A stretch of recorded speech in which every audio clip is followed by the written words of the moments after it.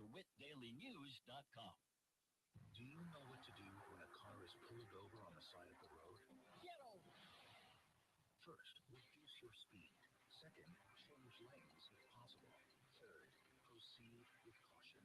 These 3 simple steps can be the difference between life and death. What if it's you that's on the side of the road? Do you want everybody to move over for you? Do the right thing. Slow down, move over, and drive like your life and their life depends on it. How much fun is your job? When was the last time you jumped out of bed before the alarm and got to work early? Do the folks around your office laugh enough? When you get a win, does everyone on the team celebrate your success? Solving creative problems give you a thrill. We know that. And if you want more of this, we want to hear from you. We work with local business to increase revenue and grow the bottom line. We do it by creating smart, creative advertising on air, online, and on smartphones. Every day, the Miller Media Group team comes to work and does a job that makes things better for our listener, our client, and our community. We also believe in the importance of a balance of work and life. We believe it's necessary for a thriving workplace. If you're the creative problem solver, we're looking for you. You could earn with commissions as much as $50,000 a year. Plus, we offer generous time off. Sound good? Sound like leaping out of bed for? Get started by sending an email to sales@randyradio.com. That's sales@randyradio.com. The Miller Media Group is an equal opportunity employer. Who's there? It's coming for your soybean fields. Pigweed! The pigweed is everywhere. Oh no, my soybean fields! Yes, run to KeepPigweedAway.com and protect your fields with a layered residual herbicide program from BASF. Always read and follow label directions. News time is 8 minutes after 8 o'clock on this Wednesday. Top of the morning from the newsroom of Regional Radio and DeWittDailyNews.com. I'm Seth Lawrence with this expanded local newscast streaming to Facebook and YouTube. It's brought to you by Peterson Insurance, your Pekin insurance agent in Clinton. Clinton emergency crews were called to a fire reported at 12 Arcadia Court in Clinton Monday. Upon arrival, crews witnessed smoke coming from the east side of the home. Upon forced entry, a fire was discovered in the kitchen. A search of the home resulted in the discovery of a Dalmatian that was cared for with the use of pet oxygen masks by the fire department. No people were home at the time of the incident. The damage to the kitchen was significant, according to authorities. Maroa County and Wapella fire crews assisted at the scene, while Waynesville Fire covered the Clinton Fire Station. Crews were on scene for 2 hours, and the cause of the fire is under investigation. Summer school is up and going in what is likely its final year at Clinton Junior High School. Principal Jim Peck indicates summer school is serving several purposes in its third year. Some of its students are trying to make up learning losses as they continue to recover from pandemic issues, while others in summer school are doing some credit recovery. So the board approved 3 years of summer school back after the pandemic, and this is year 3. I would say it is our smallest group of kids that are coming, but I kind of anticipated that. I think year 1, we were somewhere in the 50s, high 30s last year. Now we're right at about 20. So most of our kids are coming to focus on just some extra reading and math skills in the classroom. And we've got our English and some of our math teachers there, as well as some of our teachers' aides and special education teachers helping us. We've got a couple students who are coming and taking some extra classes like social studies and trying to move forward in other areas, but really just, again, trying to meet the kids where they are. And this was all based on invitations. So families that took us up on that offer of, morning school, no Fridays, smaller classes, and a lot more opportunities for one-on-one when we have, smaller groups of kids. One thing the junior high continues to deal with is attendance issues. Peck explains they anticipated that being an issue, getting back to school in a normal setting setting this year, as many students had gotten used to not having to be in class all the time. A couple different things. Making up the academic loss is the main thing. That's why summer school was approved. But we also knew coming back from the pandemic, we were going to have issues with student attendance, with work completion, with that grit and determination, those words we talked about earlier. So some things are focusing on, there's some kids that have some things that they have to come back and pass and complete for us in order to move on. And so just being able to give them that opportunity. In the past, before the pandemic, it wasn't something that we had in place. So this has been nice these last couple of years to again meet those kids where they are and meet their needs.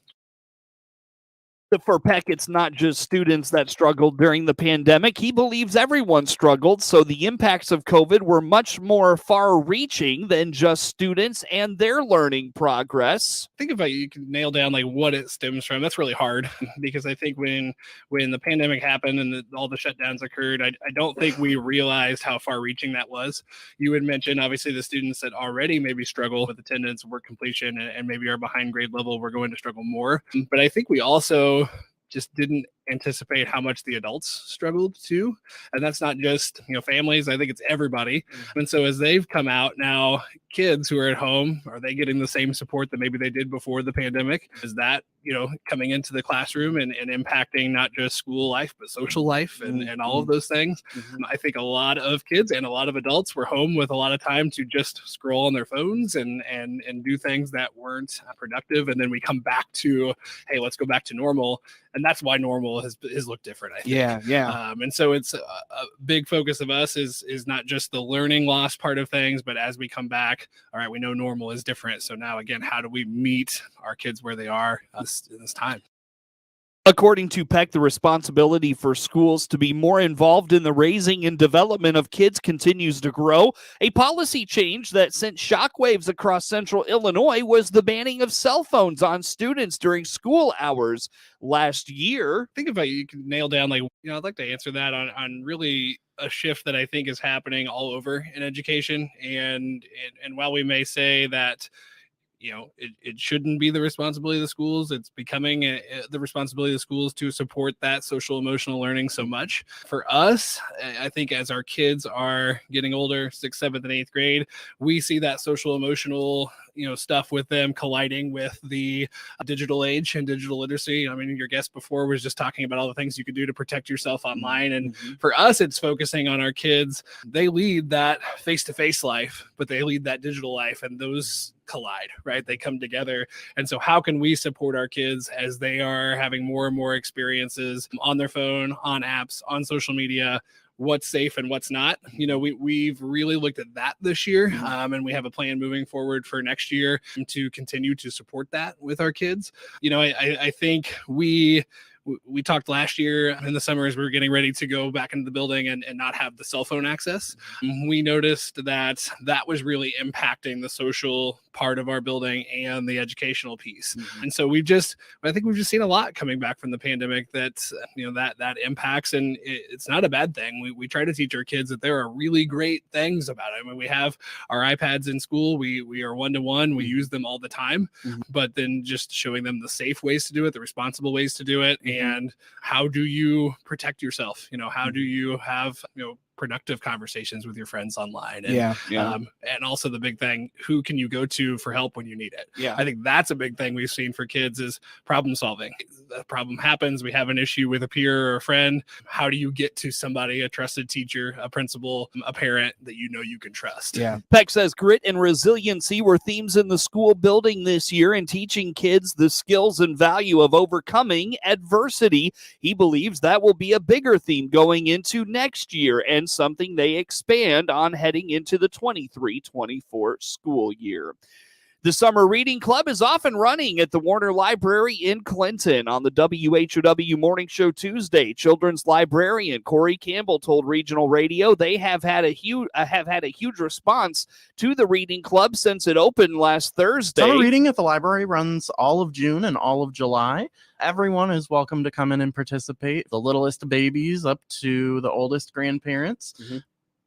Everyone can come in and find the reading group that's best for them. Mhm. We have 3 different reading groups, and if you come in, library staff can help guide you to whichever one is the best for your reading ability. The thing that everyone is working towards is some of these amazing prizes that we have, and we've got great check-in prizes for along the way. So everyone is guaranteed at least 6 prizes if they do all of their reading, Mhm. and they'll also get some really fabulous chances to win great raffle prizes as well. So every time they complete one of their reading goals, whether that's a book for our littles, 30 minutes for our independent readers, and then for adults and teens or some of the younger kids who want to challenge themselves, for every hour of reading, they'll get a raffle ticket, Okay. and they can use those to enter into our 21 grand prize raffle. So for every different group, there are 6 rows of 8 goals. So every time you read 8 books for our Warbling Bluebirds, that's our youngest kids who aren't reading on their own, they can come in for a grand prize, or I'm sorry,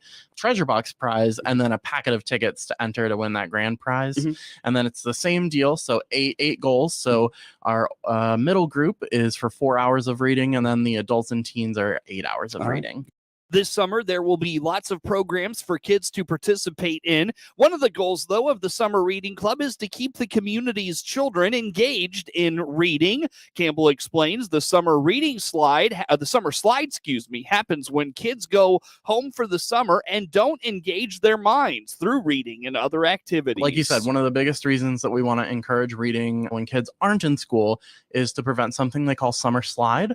Summer slide is when the information just slides right out of their head. Studies have shown that unless you're actively engaging your brain through activities like reading or other activity like doing some math problems, something like that, to keep yourself sharp, you can lose up to 2 to 2.5 months of progress and information. So it's definitely really, really important to do at least that 15 minutes of reading a day. Yeah. Especially for those kiddos who are in school, and for grown-ups too, helps keep you sharp in your day-to-day.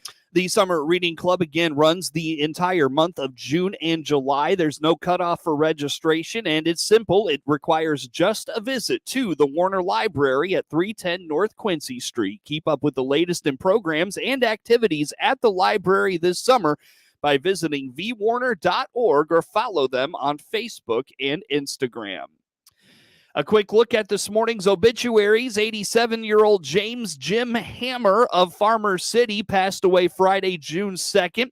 Funeral services for 87-year-old James Jim Hammer will be at 10 a.m. Wednesday at Calvert Belangi Bruce Funeral Home in Farmer City with Curtis Glaw and Pastor Daryl Howard officiating.